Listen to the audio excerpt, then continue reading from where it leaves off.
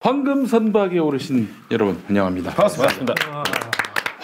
황현희, 네, 안녕하십니까. 김용민, 선대인, 박원석, 예, 이렇게 네 분과 함께하는 시간 황금 선박이 되겠습니다. 네. 저희가 벌써 이렇게 한지 한 3달 넘었죠 이제. 3달이 뭡니까? 네. 우리 9월부터 시작했으니까 9달. 9월, 10월, 11월, 12월 이제 1월이 다 돼가니까 5개월째. 한 2월 지나면 6개월입니다. 그러네요. 예. 벌써 이렇게 시간이 이렇게 됐네요. 예. 많이 됐네 진짜. 공개 방송 한번 해야 되는데. 그러시죠. 벙커원 교회로 모시겠습니다. 아니 저 생각보다 좀 교회라고 해가지고 되게 딱딱하고 이럴 줄 알았는데 공연장 같이 아주 잘 꾸며놓으셨더라고요. 그렇습니다. 얼마 전에 우먼스 플레이는 갔다 왔습니다. 공연장. 그래요? 겸사겸사 한번 가야 되겠네. 네, 그러시죠. 가서 위치가 어디라고 그랬지? 홍대 입구. 홍대 있고요. 예. 홍대 입구라고는 하는데 홍대 입구 쪽보다는 약간 좀 외곽이에요. 뭐 약간 그런 느낌이죠. 홍대 입구 외곽? 싱글동 사는 사람들이 여의도 삽니다. 뭐 이런 식으로 얘기하는 거랑 비슷한 거예요. 야! 사실. 마포구야 마포구. 신정동 사는 사람들이 목동 산다고 하잖아. 약간 이런 비슷한 거예요.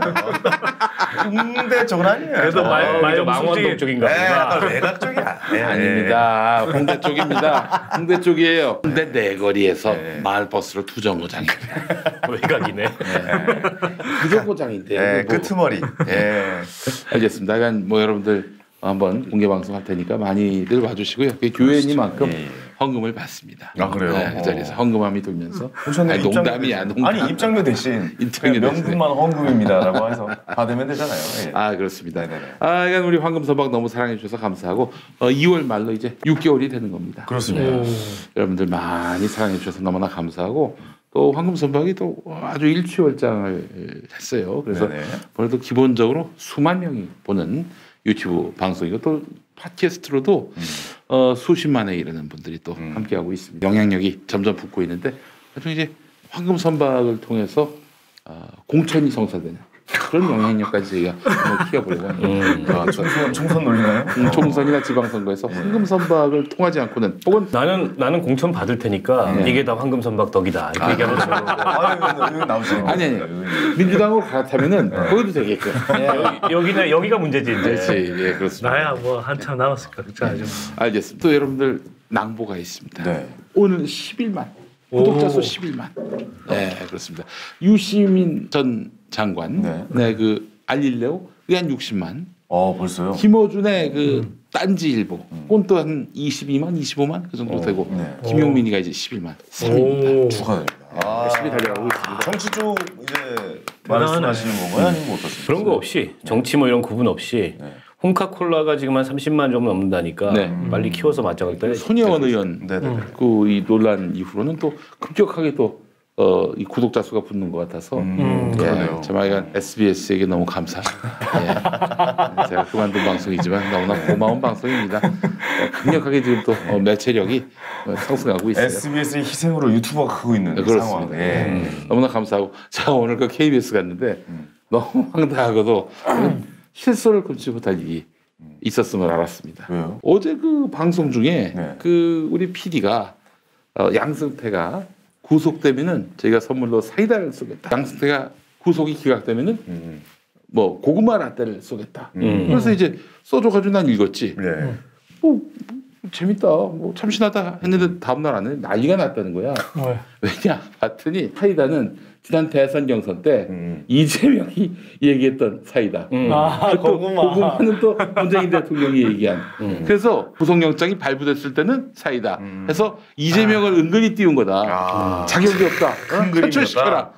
그런 이야기를 누가 했단 말이에요? 예? 그 청취자 맞네. 아니 청취자인데 내가 봤을 때 좌표 찍어서 달려든 사람들이 있어요. 처음에만 좀 붙다가 나중에 쫙 빠졌어. 이거 보니까 전역들 아이고. 엉뚱한데 참. 야, 그렇게 생각하려면 또 그렇게 생각도 하겠고. 나는 그분들의 상상력에 도무지 미치지 못하는 사람이어서 내가 저렇게까지 머리가 좋다고 아니 봐주시는 그 것 같아서 재능을 왜 자꾸 김용민 씨한테 써요? 써준 거 읽었는데 억울하잖아.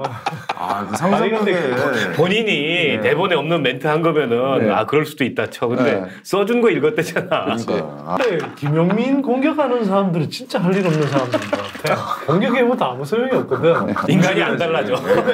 더 한심한 사람은요. 바뀌지 않아. 선대인 비난하는 사람들입니다. 저기도 안 바뀌어. 나 진짜 오늘 고구마 사이다 때문에 아주 그냥 진짜 대폭소를 엉뚱하다. 야, 대폭소를 어떻게 그런 터뜨렸습니다. 갖다 붙이기도 참.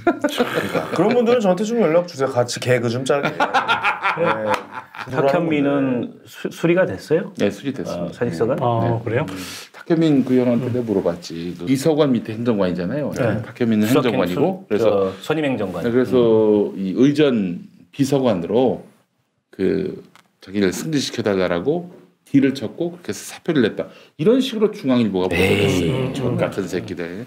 종양일보라고 전 앞으로 부르려고 합니다. 그건 아니고 역사의 종양이에요. 역사의 얘기했고 네. 탁현민은 뭐 우리 김용민 PD가 너무나 잘 알겠지만 낙검수를 같이 했기 때문에 근데 이제 탁현민 씨가 참여연대에 있었어요. 그렇죠. 맞아요. 네. 간사로 그때 이제 기획자로서의 본인의 전망을 처음 시작한 게 거기서야. 근데 그때도 굉장히 감각적이었어. 초임 간사 때는 막 형광등 갈고 그랬대요. 당연히 그런 거 해야 되는 거니까. 그럼요. 막내 참여연대 행사나 이런 거 할 때도 그 이게 이제 시민운동의 그런 그 문화기획이나 공연기획의 마인드나 역량이 있는 사람들이 별로 없잖아요. 그렇지. 시민운동이 그런 거 해봐야 영세하고 이러니까. 근데 이제 탁현민이 그런 걸 맡아서 기획을 할 때는 굉장히 보기 드문 그런 감각이었어요. 그래서 기획자로서 능력이 굉장히 있는 친구예요. 있는 친구 여러 가지 구설도 많았지만. 후임은 누가 지금 또 이야기가 나오고 있습니까? 후임은 황현희 씨라고. 개콘 PD가 안돼 개콘 개그맨 그렇습니다. 개콘 잘린 개그맨이 그렇습니다. 야, 이거 생각 새롭네요. 예. 네, 그렇습니다. 뭐 여러분 새로운 황현희설 모습 많이 퍼뜨려 주시기 바라겠습니다. 예. 너 첫눈 올 때까지 한번 기다려봐. 탁현민은 정말 불세출의 공연 기획자고요, 연출가인데 또 자유주의자입니다. 알지. 완전 리버럴이지. 이 씨발 청와대 들어가지고 완전히 손발이 다 묶이고 입도 막히고 어떻게 살아? 근데 되게 답답할 거야. 예, 그러니까 무슨 뭐 비서관으로 승진시켜달라 이런 개젖 같은 소리 나는 이 종양이고. 아니 사람을 완전히 쓰레기로 만드는 거 아닙니까? 현민이가 나와가지고 기획자 일하면 돈은 훨씬 더 많이 벌걸? 그렇지. 야, 또 지금 나왔으니까. 아니 그러니까 기획자로 일하면 내가 알기로도 그때 뭐 직원들 한 10몇 명을 먹여 살리면서도 돈을 충분히 벌었던 것 같더라고. 그때. 어떤 기획입니까? 공연 계획이나 이런 거? 네, 프로예요, 프로. 공연 기획.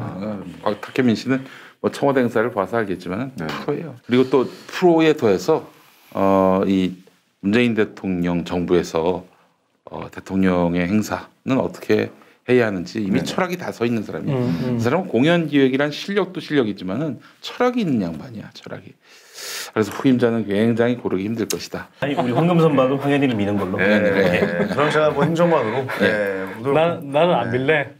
어차피 안 될 것 같은데 괜히 밀어서 실패. 형도 안 되는 거 밀어드렸잖아요, 몇 번.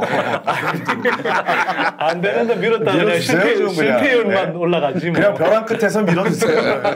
좀 떨어지게 저 나라고. 어제들 혼자 뛰어야 그건 그렇고 어제들 몇 시에 잤어요 밤에? 어제요? 난 양승태 구속되는 거 보고 자고. 아이고 세상에. 내가 어제 아침에 한 6시부터 움직이기 시작해가지고 운전을 어제 무지하게 했어. 진짜 피곤했거든. 아니 근데 못 자겠는 거야 이게. 이걸 보고 자야지. 근데 자정쯤에 됐죠. 네. 아니 1시 넘었어. 그러니까 자정도 넘었던 것 같아. 근데 어렴풋이 졸다가 침대에 가서 누우면 완전히 잘 것 같아서 어렴풋이 소파에 누워서 졸다가 뉴스를 보니까는 속보가 뜨더라고. 그대로 잠들었지. 그 속보 보고서. 안심하고. 근데 의원님 어차피 다음날 아침에 다 알 수 있는 걸 왜 사람이 그래도 그런 게 아니야. 라이브로 보는 재미가 다음날 아침에 축구 경기 결과 한다고 축구 안 보나? 그렇죠. 근데 안 봅니다 저는. 아니 황금선박도 라이브로 보는 재미와 또 편집된 거와 다르잖아요 또. 재미 때문에 아니 슈퍼챗에 돈 올라오는 것 때문에 하지. 그런가요? 돈이 안 올라와. 돈이 안 올라오네. 뭐하는 거야 도대체 이게? 우리가 뭐 날마다 땅 퍼먹고 이짓한 줄 아나? 진짜 뻔했네. 국민이 기 좀 팍팍 살려주라. 아니 근데 사실 양승태는 나 진짜 구속 가능성을 50% 이하로 봤어요. 50%가 뭐야? 난 진짜 안 될 줄 알았어요. 최근에 법원 기류가 심상치 않다는 얘기가 너무 많았거든요. 특히 이제 그 집업 부장급 이상의 대부분 양승태한테 임명장 받은 사람들이에요. 이쪽이 일종의 백래시. 이 사법농단 수사에 대한 이게 굉장히 기류가 셌다는 거야. 실제 그리고 그런 개연성을 보여주는 몇 가지 이상한 판결이나 결정들이 있었잖아요. 대표적으로 우병우 얼마 전에 재판이나. 우리 이야기했었잖아요. 그래가지고 이게 안 되겠다. 안 되면은 사실은 뭐 구속영장이 기각된다 그래서 죄가 없다는 얘기는 아니에요. 그렇지. 근데 기소가 될 테니까. 근데 분위기는 쌓이지는 거고요. 그러니까 이게 이제 사법적폐 청산 이 진도가 나가기가 쉽지 않고 검찰 수사도 그때부터 이제 막 이 버벅거릴 가능성이 굉장히 높았는데 근데 이제 내가 조금 안심했던 거는 이 영장 담당 판사가 물론 이제 판사는 자기 출신이 어딘가에 따라서가 아니고 그 사건에 대해서만 법과 그렇죠? 원칙의 양심에 따라서 결정을 하는데 이 사람이 검찰 출신이에요. 명재권. 네, 판사된 지 그렇게 오래 안 됐고 2009년에 됐더라고. 잇따른 영장 기각 때문에 논란이 있었을 때 영장 전담 판사로 새로 투입된 사람이에요. 그게 약간 좀 그나마 안심이 됐고 또 하나는 결정적으로 어제 5시간 반 만에 실질 심사가 끝났대. 생각보다 빨리 끝났어요. 왜냐하면 양승태가 받는 죄목이 한 40가지 되거든. 게다가 이 사람이 대법원장 출신이니까 또 그 변호인단임이 오며 난 한 12시간 할 줄 알았어. 근데 5시간 반 만에 끝나는 거 보고 이거는 뭐 어쨌든 판사가 이 자기 심증을 갖고서 일종의 심증을 갖고서 간결하게 끝낸 게 아닌가. 그래서 구속 가능성이 굉장히 높아 보인다. 그래서 약간은 좀 기대를 걸었는데 어젯밤에 어쨌든 돼서 다행이에요. 네. 네, 약간 그 양승태 건과 관련해서 저는 김프로라고 그 SBS 기자 출신의 이 법조 쪽은 아주 이 친구는 돗자리를 깔아주네요. 네, 방송 한번 들어봤어요. 이 친구의 그 분석은 이래요. 의원님의 그 우려가 맞아. 이 뭐 부장 판사급들은 씨발 이게 뭐냐. 검사가 붙잡겠다고 하면은 우리의 그 선배 그것도 사법부의 상징이었던 분을 넘겨줘야 되느냐 그 신병을. 그런데 이제 변수가 생긴 거야. 빼박 증거가 나온 거야. 얘들 아무리 판사하고 또 봐주려고 해도 김현장 압수수색 문건. 그렇죠. 그것도 있었고 뭐 저기 이규진 그 기록도 대라고 있고. 이렇게 표시한 거. 대가 이제 대법원장인데. 그렇지. 이걸 갖고 빼박인 거야. 이거 어떻게 뭐 이걸로 봐줄 수가 없는 거지. 박병대는 또 기각됐어. 박병대는 이제 가려서 가린 거니까. 왜냐면 사람들은 다 양승태한테 주목하니까 그렇게 해서 한 거라고 하더라고. 뭐 일단 발부한 판사 자체가 둘 다 각각 다르니까. 양승태는 아까 이야기했다시피 어쨌거나 검찰 출신인 인사가 하다 보니 상대적으로 이제 법원 내에 그래도 이제 관련돼 있는 인맥이 좀 상대적으로 덜했을 테고. 그래서 발부하게 된 것도 일부 뭐 작용하지 않았을까 싶어요. 근데 이제 이런 또 얘기도 하더라고. 저 박판규 판사라고 지금은 이제 변호사가 되셨는데 임종원 법원행정처 차장 그 위로 박병대 고용한 법원행정처장 그 위에 양승태 대법원장이 있는데 이 중간 단계는 다 기각됐잖아요. 중간 단계는 힘이 없대. 맞아요. 그래서 양승태하고 임종원 사이에서 업무 지시와 뭐 이런 직거래. 야. 법원행정처 차장을 거치면 그 다음에 대법관이에요. 통상 그 자리가 그런 자리거든. 그러니까 법원 행정에 그야말로 대법원의 사법행정 업무의 핵심적인 요직이 법원행정처 차장이야. 그러니까 처장은 이제 이미 대법관인 사람들이 일종의 이제 좀 수장으로서 있는 거고. 그래서 임종원이 나쁜 짓을 많이 한 거죠. 거기서. 이번에 이제 어제 그 뉴스가 나왔지만 한일 그 국교 정상화 50주년 맞이해가지고 일본 정치인들이 들어와서 박근혜한테 이 재판 이러면 곤란한데 이렇게 얘기했다며. 일본 수상했던 사람? 네, 정치적으로 해결하라고. 그 인간이 한 말이 있어요. 존나 웃긴데 독도는 일본 땅이다. 일단 기본적으로 이런 망언을 깔고 또 다른 망언이 된다. 게 뭐냐면은 아이 안 낳는 여자는 복지 혜택을 주지 말아야 된다. 그러니까 극우야. 박근혜 앞에서. 박근혜 모리 요시히로지 모리 요시히로. 극우예요. 근데 이제 얘가 들어와가지고 박근혜한테 그러고 나니까 박근혜가 한마디로 국격을 생각해서 알아서 처리해라고 하니까 그때부터 임정은이가 막 싸돌아다니면서 움직인 거예요. 외교부는 그때까지만 해도 소극적이었어. 외교부는 소극적이었고 아무리 그래도 그렇지 이걸 뭐 이렇게 할 수 있나 이랬는데 오히려 법원이 움직여가지고 이제 강제징용 사건에 대해서 무한정 재판이 늘어지게 된 거죠. 그만큼 사실은 그 법원행정처 차장이라는 자리가 대법원 사법행정의 요직 중의 요직이고 김용민 얘기한 대로 직거래했을 거예요. 양승태하고 중간에 이제 들러리들이고. 그 범죄를 뭐 단계를 거쳐서 지시하지는 않잖아요. 그렇죠. 그럼 소문만 나죠. 네. 직접 얘기하겠죠. 자, 그래요. 하여간 이 일본 전 총리가 와가지고 그렇게 얘기하니까 박근혜가 또 이랬다는 거예요. 이 판결이 나면은 나라 망신이야. 이 씨발 뭐가 나라 망신이야? 뭐가 나라 망신이야? 정말 정상이 아닌 정부를 거친 거죠. 뭐. 그렇습니다. 자, 여러분 야왕. 이건 너 어디선가 우리 지난번에 광고 한번 했던 거야. 했지.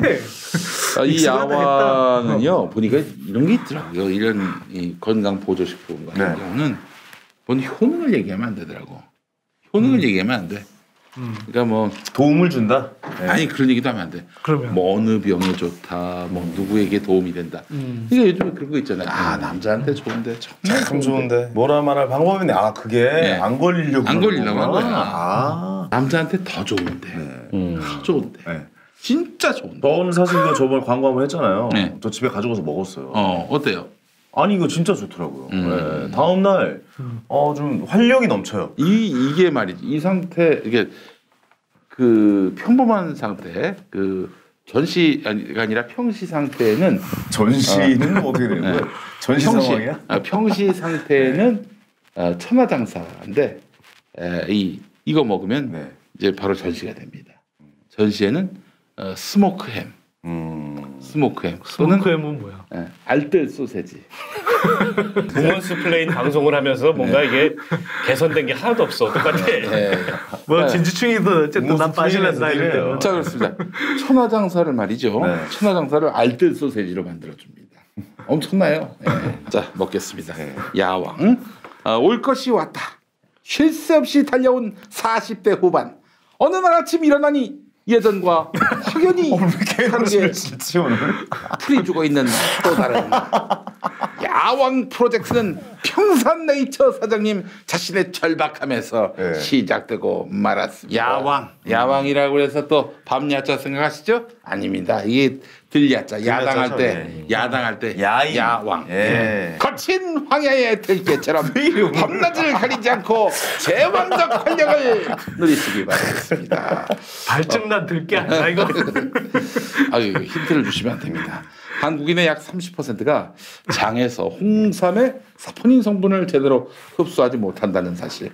효소 전환 기술로 체내 흡수율을 높인 특이 사포닌을 1g당 30mg 이상 함유한 농축 홍삼 제품이 홍삼 제품이에요. 야왕 밤야 나이트 버전이 있고요. 그리고 데이 버전이 있습니다. 낮 버전. 아침에 2알, 저녁에 2알 그렇습니다. 먹는 거죠? 아 형님 어떠세요?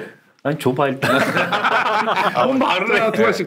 무조건 먹어야 됩니다. 남자들도 자, 이런 거 먹어야 되죠. 아 근데 이게 가격이 싼 건 아니네요. 근데 할인이 많네. 근데 뭐 반값 할인 행사하네 뭐. 거의 반값인데. 야왕 1개월분 원래 23만 8천 원이었고요. 1개월이면 이거 나이트 하나 저기 뭐야 데이 하나. 데이 하나 이렇게 하는 거죠? 근데 그게 24만 8천 원인데 반값을 11만 9천 원. 11만 9천 원. 그리고 3개월분은 60만 6,900원인데 이건 또 30만 3,450원. 5개월분 95만 2천 원에서 47만 6천 원으로 50%. 정가에 구매하셨던 분도 댓글에 나오네요. 이거는 굉장히 이걸 정가에 구매하신 분이 있대. 그렇죠. 이게 진작에 이걸 아셨으면 김영민닷컴에서 파는 거를 싸게 사셨을 텐데. 아 여러분 아주 그냥 뭐 좋은 기회네요. 이런 거 속설인데 이거 알고 나니. 적슬이지. 자 여러분 이 김용민닷컴에서 반값 할인 행사를 지금 진행하고 있습니다. 자 양승태 얘기는 뭐 이 정도로 해도 되겠죠. 근데 이제 결과를 봐야죠. 재판이 남았으니까 아무튼 뭐 끝까지 결과를 봐야 되는데 어쨌든 굉장히 그 하나의 고비를 넘은 거예요. 진짜 중대한 고비를 넘은 거예요. 저거 안 됐으면은 전체가 이게 스텝이 꼬일 수 있었는데 그날 그래서 그나마 좀 다행이고 지금 뭐 한둘이 아니잖아요. 여기에 연루된 그 사법부 내에 이 문제들이. 근데 지금 국회에서 이거 한 가지만은 꼭 지적하고 넘어가고 싶은데 법관 탄핵 얘기가 나왔어요. 그러니까 탄핵을 하려면 사법농단에 연루된 판사들 리스트를 작성을 해야 되거든. 그래서 과반 이상이 출석해서 과반 이상이 가결하면은 탄핵이 되는 거예요. 근데 지금 이제 국회가 이 법관 탄핵을 추진할 수 없게 돼 버렸어. 아니 그 탄핵 대상들한테 재판을 청탁했잖아. 그리고 지금 여야가 쉬쉬하고 있어. 이게 사법부 내의 관행이었다. 근데 두고 보세요. 이게 한번 잘 보세요. 잘못된 관행을 갈아엎자는 게 적폐청산이잖아요. 그렇습니다. 근데 이거를 관행이라고 얘기해 버리면 이건 사실은 뭐 할 말이 없어지는 거지. 그래서 진짜 특검을 해야 될 사안은 이런 사안이에요. 진짜 국정조사를 해야 될 사안은 이런 사안이고 엉뚱한 거 자꾸 가지고 특검하자 국정조사 하자. 요즘에 특히 이제 나경원이 계속 그러고 있는데 근데 이게 이렇게 되면 법관 탄핵을 과연 할 수 있을까?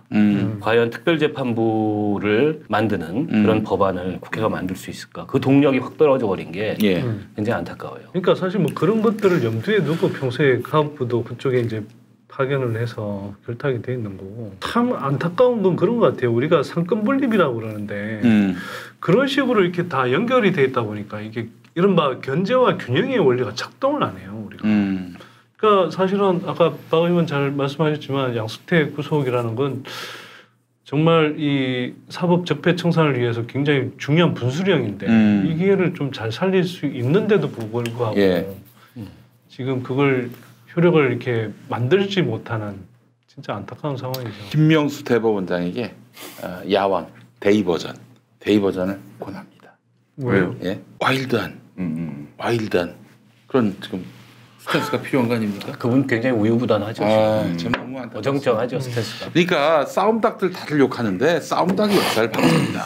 그러니까 사실은 이 개혁을 제대로 하려면 일정하게 싸움닭이 있어야 돼요. 그 우리가 조선의 초기 역사를 이야기할 때 뭐 세종이라는 어찌 보면 되게 성군이 나오기 전에 이 태종이라는 사실은 굉장히 좀 어찌 보면 포악하지만 유동근. 네.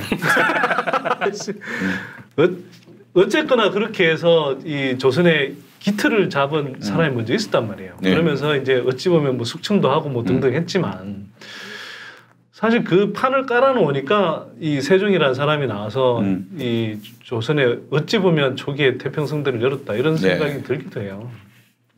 근데 지금 우리가 그 역할을 할 수 있는 이 전투력 있는 그런 사람들이 곳곳에서 아직 좀 부족하다 이런 생각이 이 법사위 재판 청탁건은 이게 이제 전말이 이런 거 아니에요. 임종원이는 입을 다물었는데 임종원을 압수수색했더니 이메일이 나온 거야.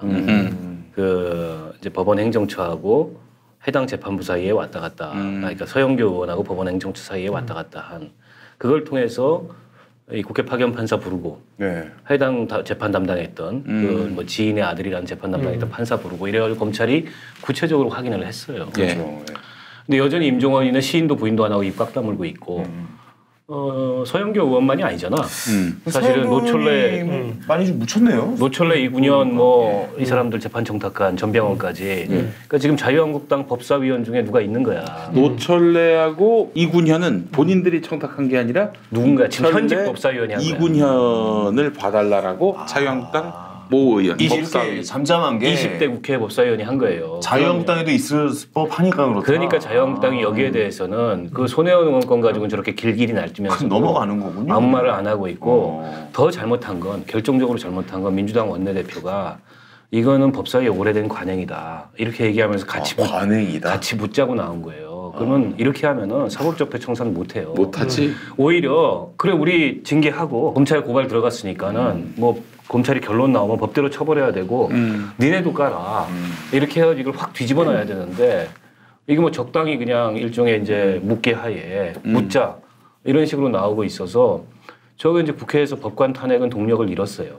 이렇게 되면 관행이라고 이야기한 표현 자체가 이미 뭐 법조 쪽에다가 그런 시그널을 보낸 거죠. 뭐. 알겠습니다. 뭐 여간 뭐 우리 명수 형이 뭐 알아서 잘 하시겠지만은 기대는 안 합니다. 기대를 아예 안 하면은 잘하면 또 그때는 뭐 기대치가 낮으면은 기대치가 낮으면은 실망할 일도 없어요. 기대치를 낮춰야 돼. 근데 야, 그래서 기대치를 낮춰야 이걸 된다. 기대치를 낮춰야 될 사안이 아니잖아. 근데 이게 사실은 이런 자유한국당 이런 사람들 다 끌어안고 포용하고 가면은 이런 일이 발생할 수밖에 없어요. 뭐 어떡합니까? 뭐 이 길로 선택을 했으니 뭐 여기서 더 오버할 수도 없고 말이죠. 예, 알겠습니다. 자, 그나저나 그 삼성바이오로직스 증권선물위원회가 제재를 내렸는데 법원이 풀어줬습니다. 예, 역시 그 삼성은 대단합니다. 그래서 가끔 이런 생각도 해요. 우리 사회에서 삼성은 갑 오브 갑인데 내가 잘못 이 사회에서 적응하고 있는 게 아닌가. 삼성에게 적응이 돼야 하는데 삼성에게 수능해야 하는데 내가 괜히 이렇게 나서서 삼성을 들이받는 건 아닌가 이런 생각을 할 정도입니다. 그러니까 이게 증권선물위원회에서 고의 분식 해결하고 명백히 그 결정을 내리고 네. 그랬는데 그 이후에 지금 이제 벌어진 상황을 보면 지난번에 이제 그 한국거래소에서 기업심사위원회에서 일단 삼바 상장 재개를 허락했잖아요. 삼바의 상장을 유지해주고 거래를 한 달도 안 돼서 이렇게 풀어줬잖아요.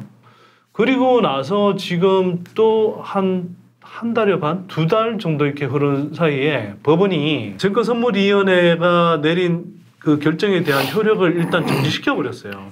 그래서 삼성바이오의 이제 대표이사 해임이라든지, 그 다음에 그 과징금 80억 원, 80만 원이래, 80억 원, 뭐 등등 이런 것들을 그냥 일단은 안 해도 되는 거야. 근데 이게 일단 효력을 정지시킨 데에 그치지 않고 내가 볼 때는 이게 본안 판결에 상당히 영향을 미칠 것 같은 게 효력을 정지시키면서 그 들이댄 논리가 이건 완전 삼성 쪽 편을 드는 식의 논리예요. 대놓고. 증권선물위원회뿐만 아니라 그 전에 이제 그 금융위원회 단계에서도 그렇고 저 한국거래소에서도 그렇고 모두 5번. 네, 5번에 걸쳐서 이건 불식회계다. 불식회계다라고 확인을 한 사안이란 말이에요. 그럼 그 확인을 한 사안을 가지고 하고 있는데 지금 법원이 판결한 건 그게 다투볼 여지가 있다. 삼성 쪽의 주장이 상당히 설득력이 있는 것처럼 이렇게 표현을 해요. 고의분식 회계로 드러나지 않았을 때 삼성에 내려지는 낙인 효과 이런 것들 어떻게 감당할 거냐. 이런 식의 판결을 내렸단 말이에요. 결정을 내렸단 말이에요. 그러니까 저는 이런 건 이건 법관이 이게 그냥 삼성 쪽 논리를 그대로 인정해주지 않고는 이런 판단을 내릴 수가 있는가. 이런 생각이 사실 오늘 좀 들어서 정말 좀 무지 안타까운데 이런 거죠.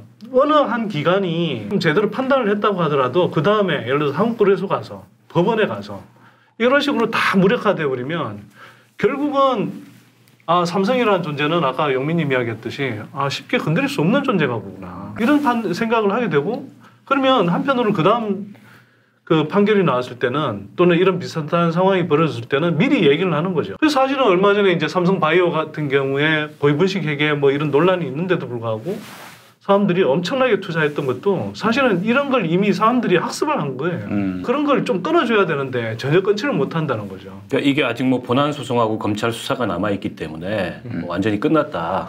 우리가 이렇게까지 뭐 절망할 필요는 없는데 본안 소송이 뭡니까? 이거 지금 오늘 어제 결정 난 거는 삼성이 낸 가처분 신청에 대한 결정이에요. 증권선물위원회가 제재를 내리니까 일단 소송으로 판결이 확정되기 전까지 저 제재의 효력을 정지시켜달라. 그러니까 법원의 결정이 1심 판결 30일 이후까지 제재의 효력을 정지시킨다.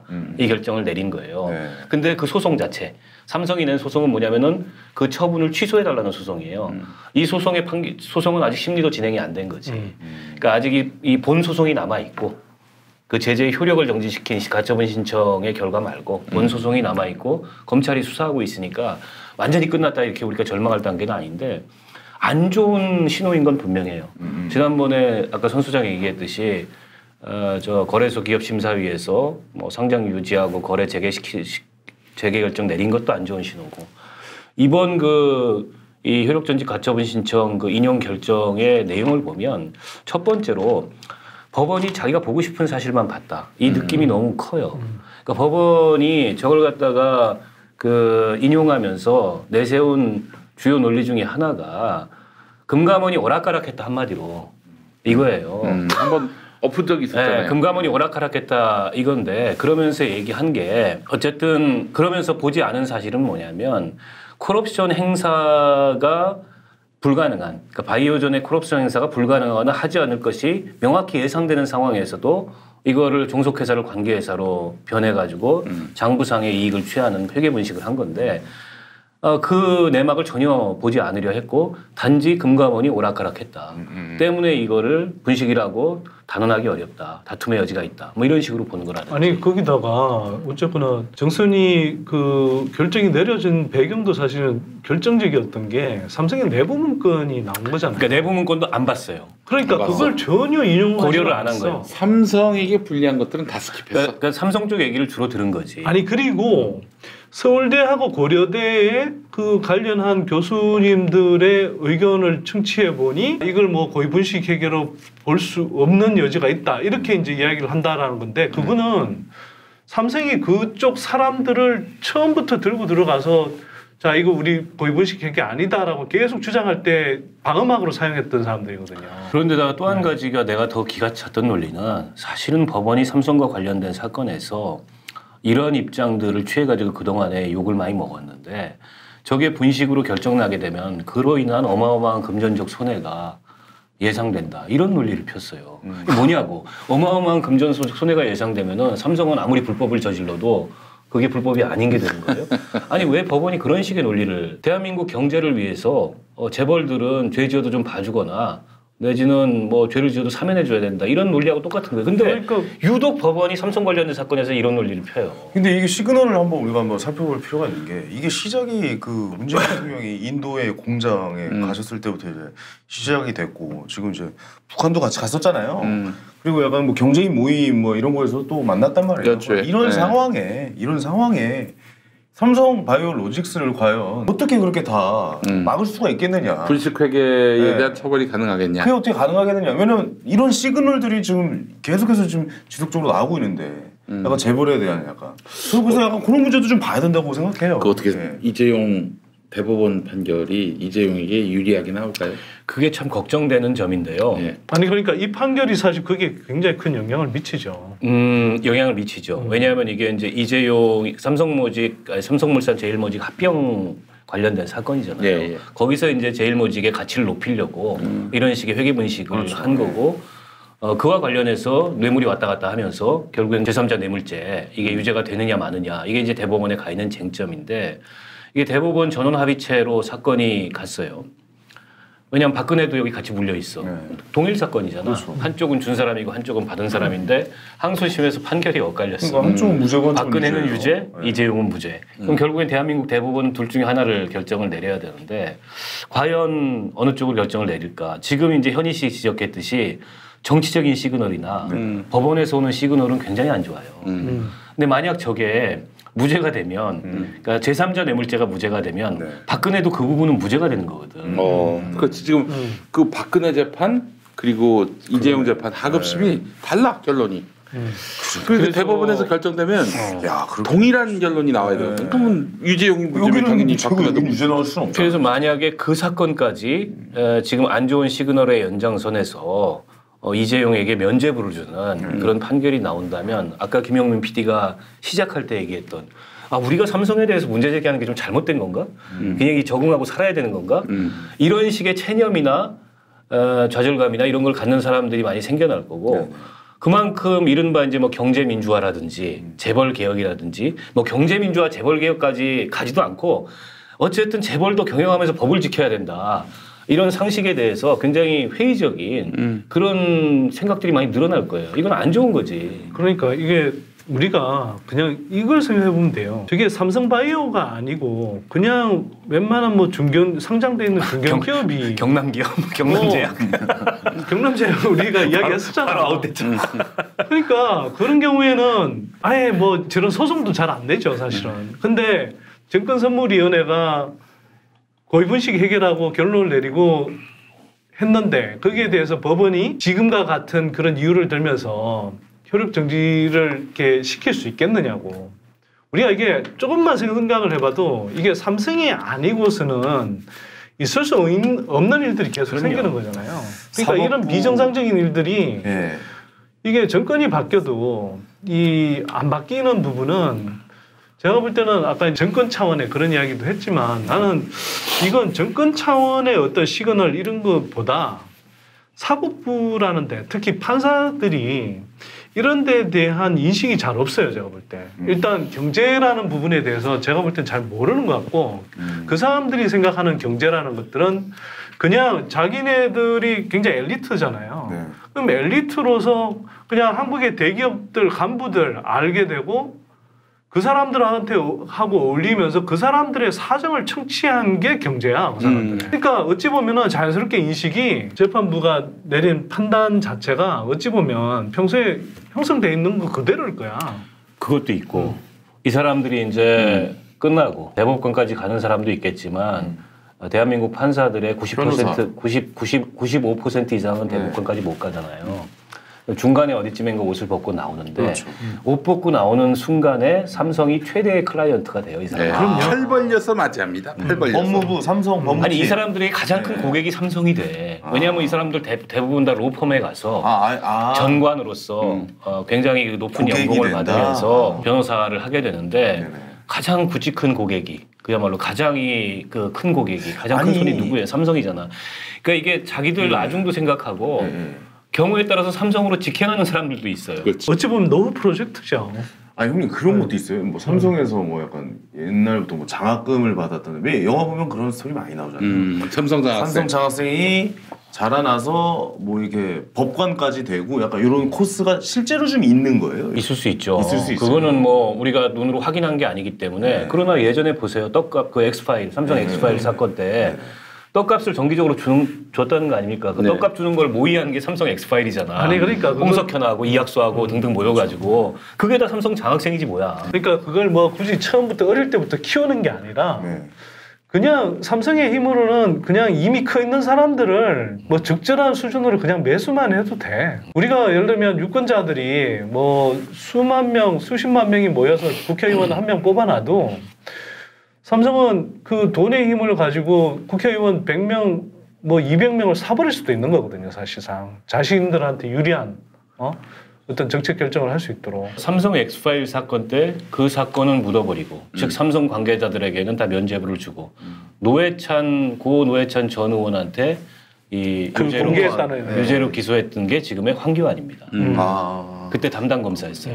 그래서 여기 이제 그 시청자 질문 중에도 이 고리를 어떻게 끊어야 되냐 그러면 어디선가 어느 지점에선가 한 번은 이 가위로 이 고리를 자르듯이 잘라줘야 돼요. 나는 문재인 정부하에서 해야 된다고 생각해. 그러니까 이미 저 어마어마한 국정농단 사건에 삼성이 중요한 행위자로, 삼성과 이재용이 중요한 행위자로 등장했어요. 그럼 여기서 이 정의를 바로 세워야지. 그러면 사실은 아무리 지금 우리 경제가 이 중요하고 또 경제가 여러 가지로 좀 안 좋고 이렇다 하더라도 아까 현희 씨가 지적했던 그런 시그널 이것들은 좀 자제했어야 되는데 얼마 전에 또 총리가 또 가셨어요. 삼성에 또 이재용이랑 뭐 만나서 또 얘기를 했어. 그러니까 이러면 아무리 대한민국 사법부가 삼권 분립의 한 축으로서 이 독립적으로 법률에 따라 재판을 한다 그래도 이런 그 정치적 분위기, 그렇죠. 사회적 분위기 이런 거에 대한 고려를 안 하지 않아요. 그게 되기 마련이거든. 아니 이 상황에서 이재용이 감옥 보내면 그 감옥 보낸 대법원은 대한민국 경제에 찬물을 끼얹는 겁니까? 아니잖아요.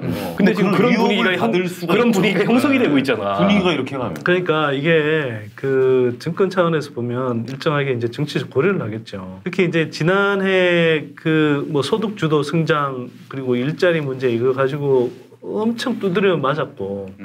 사실 뭐 그게 어쨌거나 일정하게 통해서 뭐 지지율 하락에도 상당히 이제 영향을 미친 거잖아요. 정권 입장에서 보면 그런 부분이 이제 신경을 쓸 수밖에 없고 그래서 뭐 지난해 뭐 시정연설도 그렇고 올 초 연초 기자회견도 그렇고 사실 혁신 성장을 위주로 해서 되게 이제 그 문 대통령이 메시지를 많이 날렸단 말이에요. 그러니까 한편으로는 정권 운영 차원에서 이해되는 부분도 있어요. 근데 그게 자칫 잘못하다가 진짜 이게 그 사실은 이 뭐 문 대통령 본인 스스로도 말씀하셨지만 이게 구조적인 어떤 경제의 문제를 바꾸는 데는 상당한 시간이 걸려요. 또 어찌 보면 일정하게 눈물의 골짜기를 건너야 되기도 해요. 고통을 감내하면서. 근데 이게 이제 정치적으로 보자면 이 눈물의 골짜기를 건너는 동안 고통을 감내해야 되는 시기 동안 사람들이 힘들거든요. 이게 그러면 지지율 하락으로 이어지고 또 정권에 대한 불만으로 치솟게 되고 또 사실 그게 추후에 어떤 뭐 정책을 펼치거나 할 때 동력을 상실하게 하는 또 이 방해 요인이 되기도 합니다. 그렇기 때문에 참 묘한 줄태기를 어찌 보면 해야 되는데 저도 약간 걱정은 뭐냐 하면 이런 뭐 지지율 관리 측면에서 한편으로는 어찌 보면 그게 일정하게 민심에 순응하는 측면도 있지만 너무 이제 그 재벌들한테 좀 풀어주는 쉽게 말해서 군기를 풀어주는 듯한 시그널을 지난해 하반기 이후로 너무 많이 보낸 것 아닌가 이런 생각이 좀 들죠. 아니 이런 거예요. 물론 이제 우리 재벌의 이 지배 구조가 우리 대기업의 지배 구조가 전근대적이어서 재벌이 작은 지분으로 계열사 전체를 지배하고 또 그런 재벌의 지배력이 없어진다면 기업이 제대로 된 의사결정을 못하거나 과감한 투자를 못하거나 그래서 글로벌 경쟁에서 비춰지지 않을까 이런 것들에 대한 우려가 있어요. 그러나 엄연히 예를 들어 삼성전자라는 기업과 이재용과는 다른 거예요. 이재용은 물론 이제 이재용이 대주주고 그 부회장이긴 하지만 이재용이 곧 삼성전자는 아니거든. 이재용이 감옥 가 있을 때 삼성전자의 실적이 나쁘지 않았습니다. 이재용이 없다 그래서 삼성전자라는 기업이 경영을 못하거나 의사결정을 못하거나 더 좋아지지 않았어요? 투자를 안 하는 게 아니에요. 주식 많이 올랐어요. 투자를 안 하는 게 아니에요. 물론 이제 예를 들어서 재벌들 같은 경우에는 일종의 딜로서 일종의 이제 자기들의 카드로서 감옥 보내고 이러면은 우리가 어떻게 제대로 경영할 수 있겠냐. 근데 이런 식의 그 의도를 내비칠 수는 있겠지만 그런 식의 의도에 휘말렸던 게 지난 그 재벌 관련된 사건의 역사였어요. 그래서 이재용이 잘못한 건 잘못한 거지. 잘못한 거에 대해서는 분명하게 단죄를 해야 되고 이거는 바이오로직스 사건하고 연결되어 있지만 또 성격이 좀 달라요. 바이오로직스 사건은 기업 그 자체가 어쨌든 이 회계분식이라는 굉장한 이 불법과 위법 행위를 저지른 거고 그 이재용의 뇌물 주고받은 거는 이재용이라는 개인의 그럼요. 그 불법 행위거든. 이게 삼성의 불법 행위가 아니고 물론 삼성이 그 배경이 되고 있지만은 그래서 근데 이 묘한 이 지금 이 시그널들 속에서 만약 대법원에서 그 이재용 개인의 그런 범죄 행위까지도 면죄부를 주는 식의 결정이 난다면 어떻게 보면 이 정부 하에서 재벌 개혁이라는 게 다시 동력을 찾을 수 있을까 이런 걱정이 많이 됩니다. 지금 바로 못 잡으면 많이 힘드실 것 같긴 합니다. 예. 그런데 뭐 그래도 뭐 일부 좀 다행인 이야기는 이제 그 어제 문재인 대통령이 국민연금의 이제 주주권 행사에 대해서 상당히 이제 적극적으로 행사하겠다. 스튜어드십 코드. 그 발언을 한 건 상당히 뭐 어쨌거나 좀 뭐 고무적인 일인 것 같고요. 그럼 삼성전자 몇 프로 갖고 있죠? 그건 거의 5% 넘죠. 9%? 아, 9%? 그러니까 국민연금이 삼성전자, SK하이닉스, 뭐 현대차 네. 이런 식으로 이제 우리 주식 시장에서 거의 상위 기업에 해당하는 대기업들은 거의 뭐 적게는 한 8%, 많게는 10% 이상 갖고 있는 기업들도 있어요. 그러니까 우리나라의 상장 회사가 상장 기업이 2,400 몇 개 돼요. 네. 그 중에 국민연금이 5% 이상의 지분을 갖고 있는 기업이 200 몇십 개예요. 14% 거의 정도. 한 300개 정도. 14% 정도 돼요. 그래서 국민연금이 이제 자본시장에 큰 손인 거는 맞죠. 그러니까 어제 스튜어드십 코드는 사실은 대통령은 원론적인 얘기를 한 겁니다. 이게 이제 뭐 사회적으로 용인받을 수 없는 그런 불법 행위나 이런 게 발생하면 국민연금이 스튜어드십 코드를 통해서 그걸 바로잡기 위해서 적극적인 의결권 행사를 하겠다. 사실은 스튜어드십 코드라는 게 2010년에 만들어진 건데 영국에서 금융위기를 겪으면서 이게 만들어졌어요. 글로벌 금융위기를 겪으면서 이른바 이제 이 기관 투자자들의 수탁자인 이른바 이제 뭐 그 돈을 낸 사람들이죠. 국민들이죠. 우리 국민연금이라고 하면 이 사람 손해를 많이 봤잖아요. 기업들이 경영 함부로 하고 회계 분식하고 막 이러면서 그래서 이 수탁자들의 이익을 지켜야 되겠다. 그러기 위해서 적극적인 의결권 행사와 경영 참여를 해야 되겠다. 이게 스튜어드십 코드예요. 그래서 우리도 논의를 막 하다가 2018년 작년 7월에 국민연금이 7개 이 스튜어드십 코드를 채택을 했어요. 근데 이걸 가지고 연기금 사회주의 이런 얘기를 지금 자유한국당이나 일부에서 하는데 말도 안 되는 얘기예요. 오히려 이 연기금 사회주의는 어떤 게 연기금 사회주의냐면은 그거는 정부가 좌우를 막론하고 국민연금을 자기들 쌈짓돈처럼 마음대로 했던 게 그런 행동이 사실은 그 연기금 사회주의와 같은 그런 비난에 적합한 행동이고 그게 아니고 박근혜 정부 때 했던 거. 그렇죠. 스튜어드십 코드는 제일모직 삼성물산 합병에 국민연금이 저렇게 손들어주는 걸 못하게 하는 게 바로 이 스튜어드십 코드가 필요한 이유입니다. 저거에 손들어줌으로 인해서 이 수탁자인 국민들이 손해를 봤어요. 그렇지 않습니까? 근데 그런 국민들의 이익을 지키도록 하는 게 스튜어드십 코드예요. 그리고 기업이 그러면 왜 반대하냐 이거에 대해서 지금까지 국민연금 거수기였거든. 그렇지. 이 재벌들이 원하는 대로 손들어주는 역할만은 했거든요. 거기에 제동을 안 걸고. 근데 스튜어드십 코드는 그렇게 손만 들어주지 않아요. 저게 예를 들어서 명백한 불법이다.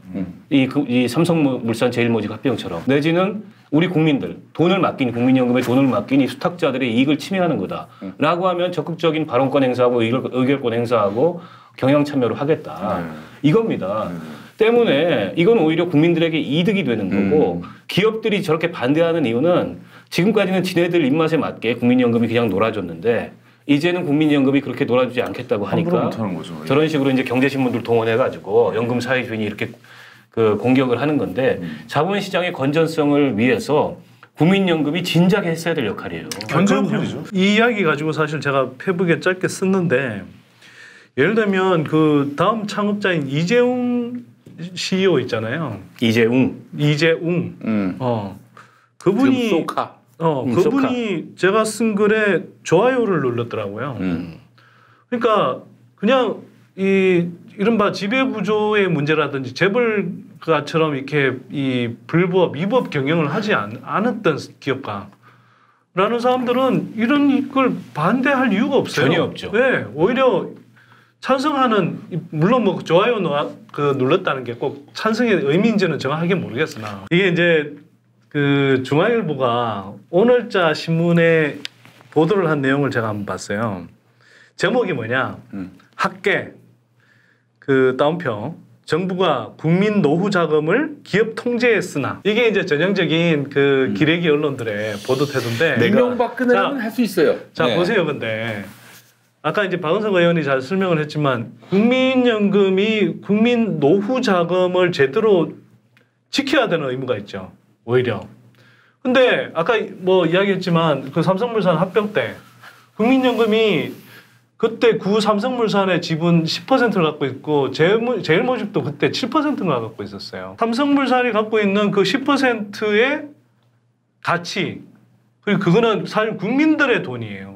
그 국민들의 돈이 실제보다 한 3분의 1 이상 축소돼서 평가가 됐단 말이에요. 가치 평가가. 국민은 손해보고 이재용은 이득 본 거죠. 그러니까 이재용의 그런 지배력을 강화해주기 위해서 국민들이 그냥 호구 역할을 한 거예요.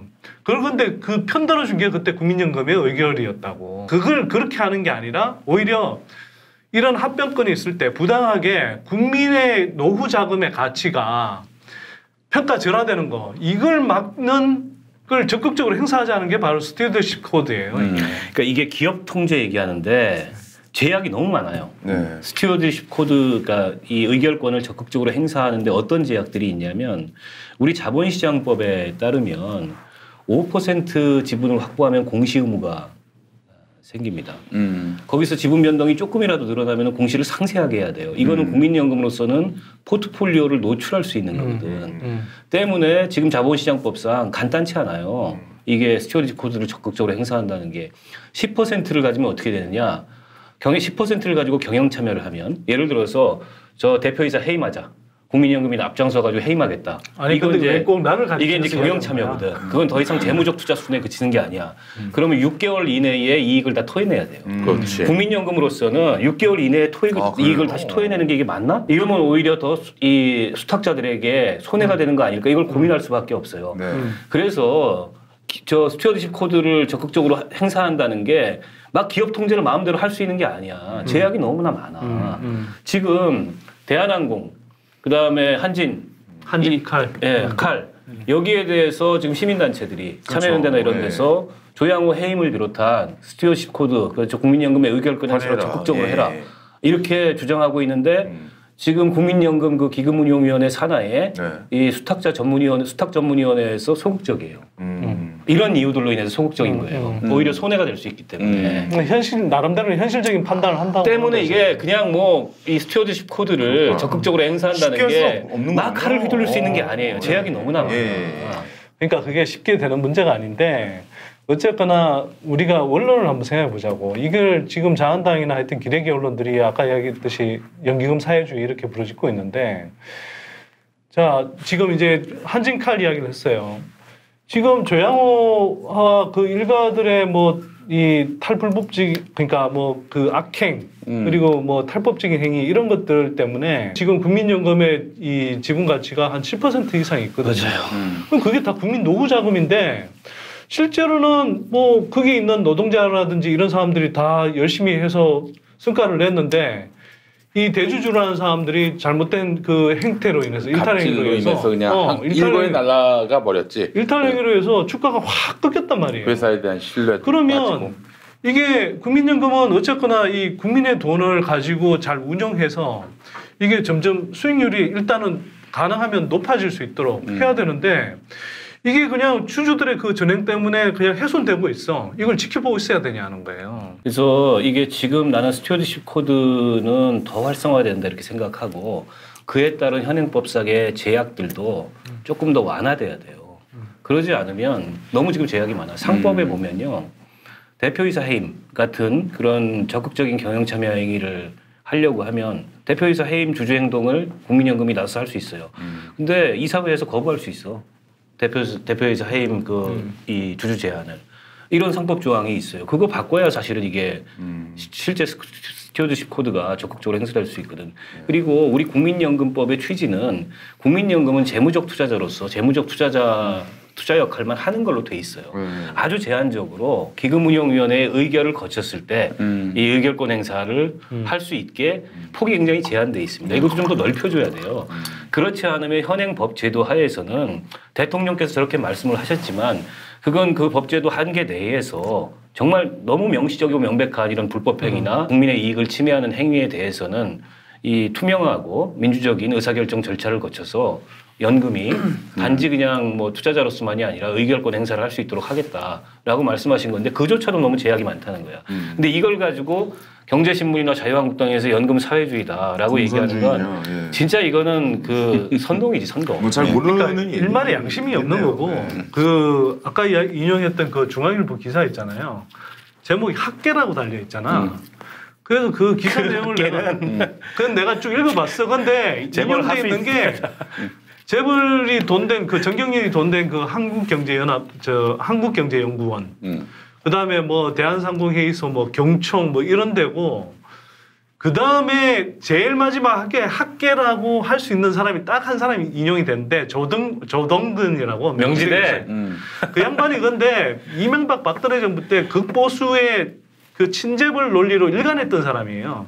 그 사람 한 사람 코멘트를 딱 따고 와서 기사 제목이 뭐냐? 학계 따옴표하고 뭐 학계까지 나가 그냥 학자 뭐 아니 그러니까 뭐 이렇게 아니 하지. 그 사람이 학계 전체를 대변하는 것도 기사 쓰는 아니잖아. 방식이지. 뭔가 좀 그래 보이니까. 선대인도 동아일보 했을 때 그렇게 기사 썼거든. 그러니까 잘 알지. 나는 그 따위로 안 썼다. 박석순이라고 있잖아요. 그 스크루박. 그 저기 대운하를 해도 상관없다. 볼을 만들어도 상관없다. 배를 움직일 때 그 스크류가 돌기 때문에 물이 맑아질 것이다. 이렇게 했던 스크루박. 이 사람이 공주 보호가 생긴 이후로 수질이 더 좋아졌다는 좀 말도 안 되는 논문을 냈는데 조선일보가 이걸 보도합니다. 그런데 이 사람이 4대강 찬동 그리고 뭐 MB 정부 때 국립환경연구원장 이걸 완전히 싹 빼고 완전 순수한 학자 한 명이 4대강 사업과 관련해서 이거는 성과 있다. 괜찮다. 이렇게 한 것처럼 박석순이라는 이름을 기억하지 모르면 아니 다 기억하지 왜 못해? 아니 그 웬만한 사람들은 다 기억 못하잖아요. 예.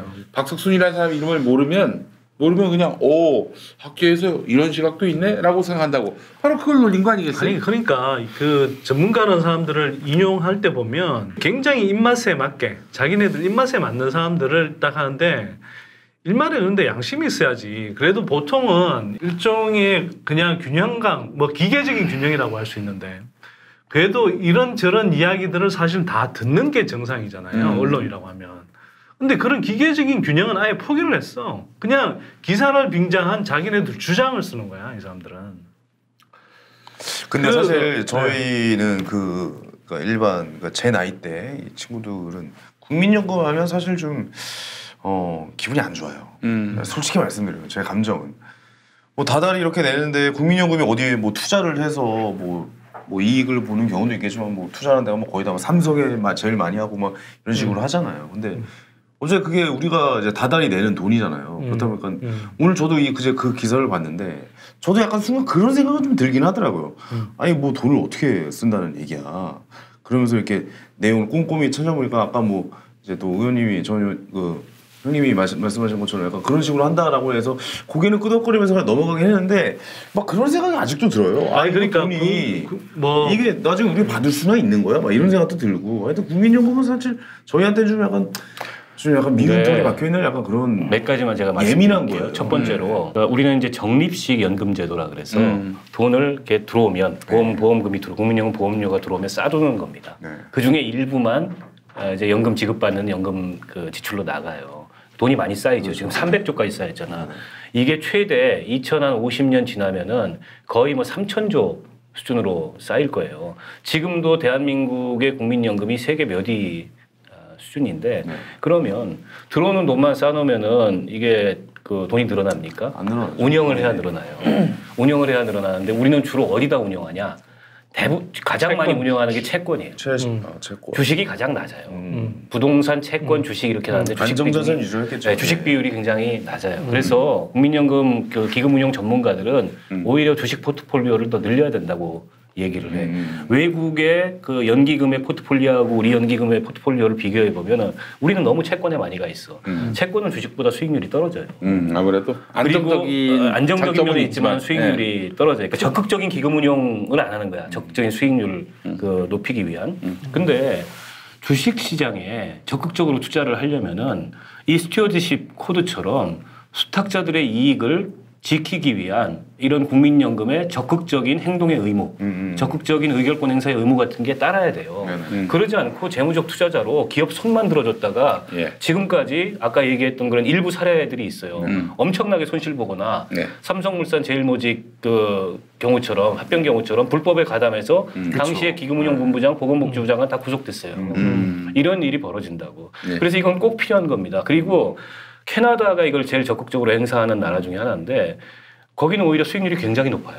이걸 적극적으로 행사함으로 인해서 기업들이 이 국민연금 수탁자들의 이익을 제대로 보장하지 않는 이런 경영행위를 하는 거에 대해서 제동을 걸고 나서는 거죠. 수익률을 높이기 위해서. 자, 뭐 오늘 국민연금의 구조나 또 그걸 이제 뭐 국민연금 기금을 어떻게 운용하는 문제까지 나가면 사실 이야기가 어려워. 되게 길어지고요. 그거는 애증의 관계예요. 근데 국민연금. 그러니까 그 사실은 국민연금은 인구 구조 측면이라든지 이런 것들 때문에 그 고갈의 시기가 문제일 뿐이지 사실 고갈되는 구조이긴 해요. 지금대로 가면. 그런데 이제 그 고갈된다고 연금을 지금 못하는 건 아니에요. 자, 그런데 자 그래서 유럽 다 고갈됐어. 그리고 자 그러면 이제 그런 그럼 그 돈을 어디서 나와? 세금으로 하죠. 나라의 세금으로. 아니 그것도 있지만은 재정으로 하죠. 내는 사람이 있을 거 아니야 매달. 그걸로 그냥 지급하는 거야. 자, 사실 아니 근데 원래 그렇게 하는 거야. 원래는 이제 그래서 나는 사실 뭐 이야기가 좀 길어질 수 있는데 원래 이제 디자인을 처음부터 새로 한다 그러면 지금처럼 적립식으로 할 게 아니라 사실 조세 방식으로 그냥 그 해에 지급할 부가식이지 부가식.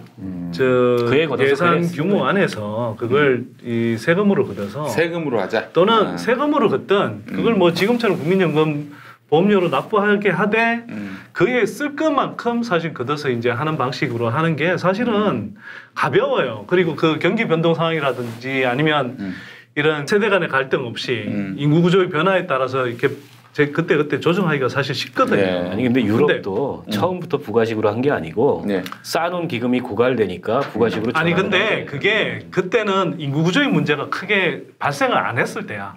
그러니까 그때만 하더라도 이 노후 문제에 대해서 깊이 생각하지는 않았지. 왜냐하면 수명이 길지 않을 때. 예를 들면 우리가 뭐 100년, 150년 전에 이렇게 처음 쓸게 한다고 했을 때는 그때보다 10년 더 뭐 60살 넘어서 사는 사람들이 거의 없다는 전제였어요. 예를 들면. 근데 이제 그게 수명이 확 달라져 버렸잖아요. 낼 사람은 적고 받을 사람은 많아지는 그러니까 그러다 보니까 이제 그걸 예전에 처음 만들 때는 그런 상황들을 사실 사람들이 안 당해 보니까 그런 걸 전제로 하지 않고 이제 했다가 이제 고갈되고 나서는 이제 적립식으로 가는 구조인데 지금 우리는 이제 그걸 이미 보고 경험했잖아요. 그래서 사실은 저는 이제 그 적립식보다는 처음 디자인한다는 부가식으로 가는 게 맞다고 생각하지만 지금 근데 이미 뭐 국민연금이라는 게 수십 년 동안 적립식으로 쌓여와서 엄청난 금액이 국민의 노후 자금으로 쌓여 있어요. 지금 와서 이걸 바꾼다는 건 정치적으로 사실 내가 볼 때 거의 불가능해 사실. 그러면 몇 가지 것들이 있지만 어쨌거나 조금이라도 국민연금의 수익률을 높이는 게 되게 중요한 과제거든요. 근데 이게 스튜디오십 코드가 이 문제랑 무관한 게 아니라 당연히 아까 이야기했지만 이런 뭐 대주주들의 일부 대주주의 그런 전행들 때문에 기업의 가치가 나빠지면 그만큼 국민들의 지분 가치도 낮아진다. 그렇지. 그래서 지금 스튜디오십 코드 중에 하나 스튜디오 말고 스튜어디스 아니에요? 말을 빨리 하다 보니 그런 건 아닙니다. 같은 말이야? 같은 말이야. 스튜어디스 이렇게 나오는 거야. 그러니까 디스 아니라고 사람은 아니다. 집사라는 뜻입니다. 자, 근데 그 행사하는 조건 중에 하나가 예를 들면 배당 지속적으로 많은 수익을 올리는데도 불구하고 배당을 제대로 하지 않는 것 이런 데 대해서 이런 관행을 바로잡기 위해서도 스튜디오십 코드를 행사하겠다 이런 그 지침이 있거든요. 그럼 왜 그러냐 하면 특히 한국의 경우에는 이게 되게 절실한데 지금 이게 배당을 주식이라는 건 우리가 보통 이제 주가 차익을 노리는 걸로 많이 생각을 하잖아요. 한국에서는. 근데 실제로는 주가 차익뿐만 아니라 배당 소득을 주기도 해요. 우리가 예를 들면 부동산을 사도 예를 들어서 뭐 차익을 노리는 경우도 있지만 임대 수익을 올리는 경우가 있잖아요. 주식도 똑같이 그런 거야. 근데 우리는 지금까지는 재벌 기업들이 특히 대주주들이 이제 소수의 지분을 가지고 이제 이 대기업들을 지배하다 보니까 이게 예를 들면 삼성전자 같은 데서 엄청난 이익이 발생해도 배당을 해봐야 이건희 회장 일가가 갖고 가는 배당액의 지분이 한 5%도 안 되는 거예요. 그러니까 적극적으로 배당을 할 이유가 없는 거지. 근데 지금까지는 한국 기업들이 대체로 이제 고속 성장을 해왔기 때문에 그 실적 증가에 따라서 주가도 많이 올라갔기 때문에 주가 차익으로 어느 정도 주주들을 달랠 수가 있었어요. 근데 이제는 그럴 수가 없는 상황이지. 그럼 국민연금도 마찬가지예요. 국민의 돈을 엄청 넣어놨어. 근데 예전처럼 그렇게 주가가 확 안 올라. 그럼 다른 데서 소득을 벌어야 되는데 이 배당 소득을 늘리도록 압박을 해야 되는 거예요. 근데 이거는 국민들 입장에서도 좋은 거야. 전반적으로. 네. 그래서 이게 아까 이제 그래서 국민연금 이야기를 하다가 여기까지 왔는데 국민연금의 고갈 시기를 늦추기 위해서 그래서 국민들의 노후 자금을 조금이라도 더 불리기 위해서 그렇게 해서 스튜디오십 코드를 적극적으로 행사하는 게 필요한 거죠. 지금. 뭐 끝으로 방송 들으시는 우리 청취자들께서는 스튜어드십 코드를 적극적으로 행사하는 게 연금사회주의다. 이런 얘기를 들으시면 그냥 코웃음을 치시면 되고 이게 기업 통제다. 이것도 마찬가지로 근데 사실 지금 우리 기업들은 통제를 받을 필요가 있어요. 코웃음을 치시면 되고요. 이런 얘기도 해. 그 엘리엇 같은 그런 이제 헤지펀드 이런 데하고 손잡고 국민연금이 우리 기업들을 공격하는 거 아니냐. 왜냐하면 이제 삼성물산, 제일모직 합병에 대해서 엘리엇이 반대했었잖아. 근데 엘리엇은 헤지펀드입니다. 여기는 장기 투자를 안 해요. 단기간 투자해서 이 배당 이익을 극대화시키거나 혹은 뭐 기업을 사가지고 M&A 해가지고 기업 가치를 올려서 팔고 나가는 이런 류의 전 세계를 돌아다니는 뭐 행동주의 펀드라 그러기도 하고 헤지 펀드라고 얘기하는데 근본적으로 국민연금은 그 성격이 달라요. 그럴 수가 없는 거지. 그럴 수 없고 장기 투자를 통해서 기업의 가치를 높이고 그럼으로 인해서 우리 수탁자인 국민들의 재산의 가치를 높이는 여기에 목적을 둔 거기 때문에 오히려 스튜어드십 코드가 적극적으로 행사될수록 다시 말해서 국민연금이 기존에 재벌들, 대주주들 들러리 해주던 그런 역할에서 벗어나서 국민의 이익을 대변하는 목소리를 내면 낼수록 국민연금은 수익률이 올라가고 국민연금의 이른바 재정적 안정성도 두터워지는 거죠. 기업도 이게 좋은 거고. 예. 좋은 건데 일부 이제 그 재계나 경제신문이나 이런 데서 떠드는 얘기는 어쨌든 이걸 흔들어 가지고 국민연금을 예전에 자기들의 허수아비, 자기들의 거수기로 그냥 묶어두려고 하는 이런 의도를 가진 거다 이렇게 이해하시면 됩니다. 예, 전혀 그런 그 말도 안 되는 억지 논리에 대해서 휘둘리지 마시고. 그렇습니다. 우리가 생각보다 연금 얘기를 굉장히 오래 했어요. 공시가격이 시작되면은 이게 이제 단독주택부터 했잖아요. 이게 아파트까지 가는 거죠 이제. 가는데 네. 지금 오늘 발표한 내용을 보면 아니에요. 가는데 오늘 발표한 내용을 보면 공동주택은 그동안 시세가 급등했던 지역, 강남 같은데 이런 데를 제외하고는 예년 수준으로 올린다는 거야. 알겠습니다. 여기까지 듣겠습니다. 알겠습니다. 걱정하지 마세요. 명쾌하네요. 예, 알겠습니다. 뭐 저기 다 이명희처럼 이명희가 그 신세계백화점 회장이잖아. 네. 이 양반 그 고급 단독 주택이 내가 볼 때는 한 400억 원대 이상이야 실제로. 근데 이게 한 169억 하던 걸 100억 원 정도 더 올린 거거든요. 근데 이게 실제로는 공시가격이 최소 300억 이상으로 잡혀 있어야 되는 거잖아. 또 시작이라고. 글이 달면 또 시작이다. 자, 아니 여기서 마칠게. 근데 그걸 지금 169억에서 100억 더 올린다고 이게 문제냐고 이게. 오히려 조세 정의 차원에서 바로 잡아야 되는 게. 아니 근데 왜 여쭤봤냐면 이게 지금 사람들이 이게 또 흔들더라고요. 왜냐면 결국에 아파트 한 채 있는데 그거 가지고 또 그 아파트에 또 공시지가 올려서 세금 뽑아 먹으려고 한다 이런 생각이 좀 많이 그러니까 또 조중도 보지 마시고요. 잠재신문 보지 마세요. 그러면은 장땡입니다. 자, 이거 하나만 이야기할게. 이번에 그 고급 단독 주택 그 공시 가격 조정에서 정부세를 더 내게 되는 대상이 1주택을 기준으로 할 때 대략 2,000세대도 안 됩니다. 근데 이게 무슨 뭐 국민들한테 엄청난 뭐 피해를 미치는 것처럼 얘기해요. 알겠습니다. 자, 마무리하시죠. 자, 마무리하겠습니다. 네네네. 자, 황금 선박 이번 주 순서 여기까지 하고요. 아이고, 하여튼 오늘 이슈를 많이 다뤘습니다. 그렇습니다. 뭐 다 합해서 한 4개 정도 다뤘는데. 사실 국민연금 얘기 좀 궁금했는데 오늘 좀 시원하게 좀 답이 나온 것 같아서. 네, 그래. 하여튼 뭐 저기 예. 잘하고 있어요. 네. 네네. 한마디로 얘기해서 잘하고 있으니까 이 흔드는 새끼들이 나쁜 새끼들이라는 거 분명히 기억해 주시고 이런 새끼들한테 휘둘리는 건 바보입니다. 바보예요. 진짜 요즘에 갈수록 아침마다 신문들을 쫙 보는데 이 새끼들 가짜 뉴스가요 날이 갈수록 심해져. 도를 넘습니다. 이런 새끼들은 지금 이성을 잃은 것 같아. 네. 자, 이번 주에 이슈도 만났는데 네네. 다음 주에 또 새로운 이슈를 갖고 여러분들 찾아뵙도록 하겠습니다. 오늘 박원석 의원님, 황인희 씨, 네. 선대인 소장님 수고하셨습니다. 수고하셨습니다. 감사합니다. 다음 주에 뵙겠습니다. 다음 주에 뵙겠습니다.